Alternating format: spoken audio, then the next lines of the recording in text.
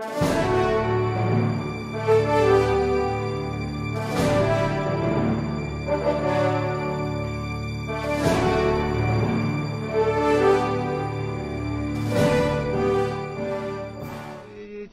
if you want to object to the request of a fellow member of this House, I will divide the House. Mr. President?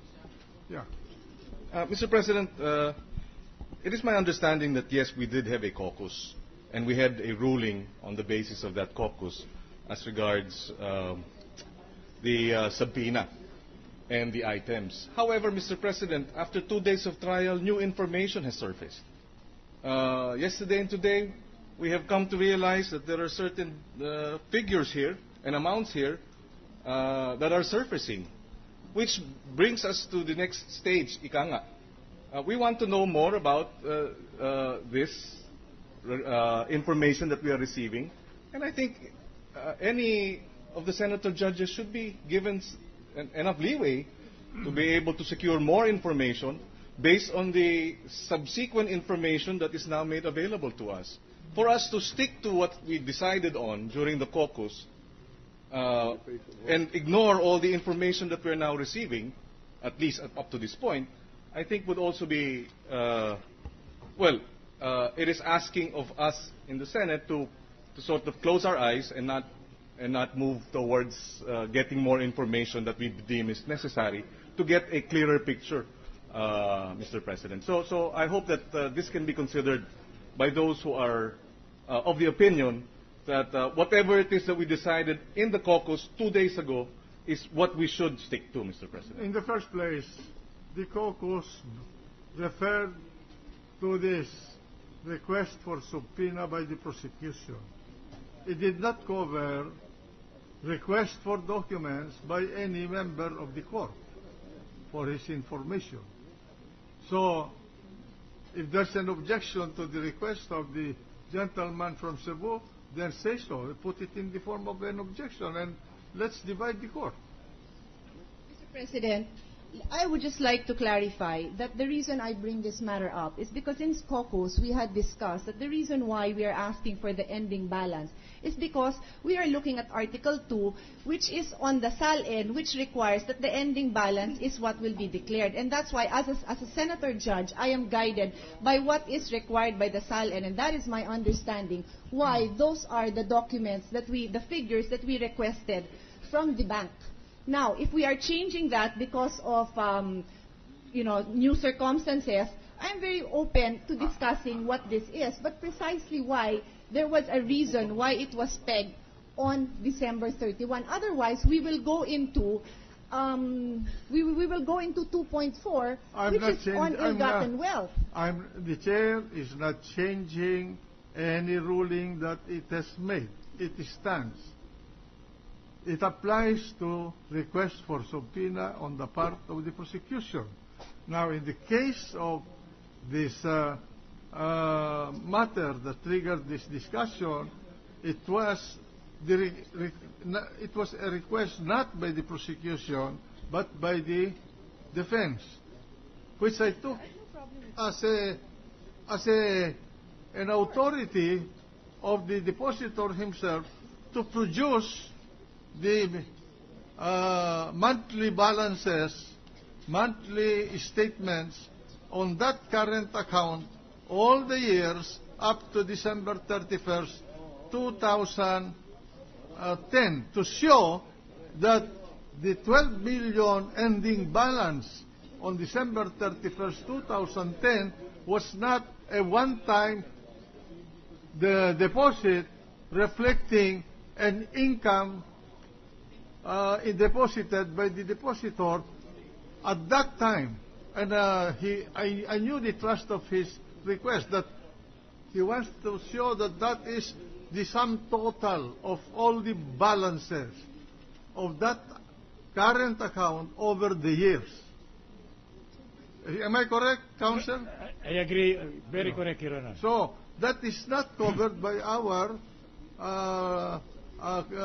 caucus. Now, neither did the caucus cover any request by a member of the impeachment court to request for documents from the parties. Now, may I interrupt, please, because I The can clarify gentleman this. from Mr. President, with your permission. We're talking about two different issues here. What I requested was just the balance of any deposit, any other deposit in the bank as of December 31st. So it might be under a heading of CDs, time deposit, savings account, UITF. But on December 31st, I will be satisfied with that. Now, there's another request which I was about to make, and which I think the senator from Iloilo was going to make, because the defense counsel himself requested a monthly balance. So I was going to ask that this also be applied to the monthly balances in the PSB accounts. If we can ask for the monthly balances in the Bank of PI account, then we can also ask for the monthly balances in the PSB account. So those are two different issues. Only Thank you. if the depositor would consent.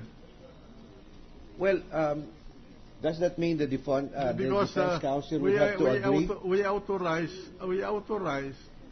the opening of the monthly balances because upon the request of the depositor. But if it is requested by a member of the Senate sitting as an impeachment court, well, I am subject to the decision of the body. Well, my only point was that if the defense or if one side can ask, why can it not be applied to the other accounts also? If it will serve their purpose. Now, this is not covered really by bank secrecy because this is an impeachment court. We're not talking about the dollar accounts. We have not decided on that yet, but we are talking about the peso accounts, the December 31st balances of which we obtained the other day. That's all I'm saying, Mr. President. Thank you. Mr. President, may I just offer my help to clarify? Actually, both sides are correct. It is correct that in the caucus, we decided that we will not allow fishing expeditions. So therefore, the subpoenas that will be issued, we will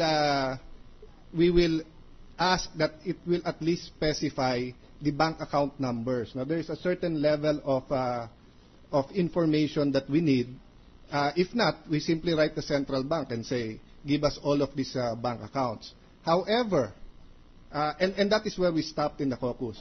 However, yesterday and today, testimony tended to show that certain bank accounts are linked with one another. So Senator Osmeña and myself, I asked a while ago, are also correct to say that if these are linked together, there is some sort of basis to ask for this other account. The question that the presiding officer has been asking, is there any objection and should we vote on it? I don't think it is a matter of there's objection, although that is the correct procedure. I think the question is, do we debate it here and now where the rules only limit us to 1 minute each? Or do we debate it in caucus where each of us will have our papers, our staff to assist us, and we can balance the interest of the banking industry, the economy, of the secrecy of bank accounts, and our function to come to the truth. There's a very fine line between a fishing expedition and searching for the truth, Mr. President. So I haven't heard an objection, but I think the question really was without giving away our positions. And I didn't think Senator Pia, if I may say, I didn't hear her give a position, whether or not she's objecting or not. It's just a matter of a clarification. Would we want to discuss this in caucus where we would be able to balance the conflicting I'm open interests? to any suggestion. We can decide it here. We can decide it in caucus. Well, Depending upon the pressure of the House. Mr. President. Yes. Yes. Well, are you through, Senator?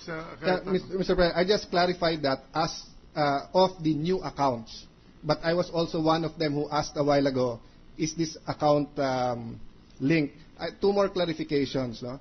two witnesses already kept on answering here that they can only reveal information on bank accounts if they are subpoenaed. I have a different interpretation of 1405. In impeachment proceedings, for as long as the court is inquiring into it, you can give information here. And the order of the court is not limited to a subpoena. When the presiding officer directs you to testify on it, that is also an order of the court. Am I correct?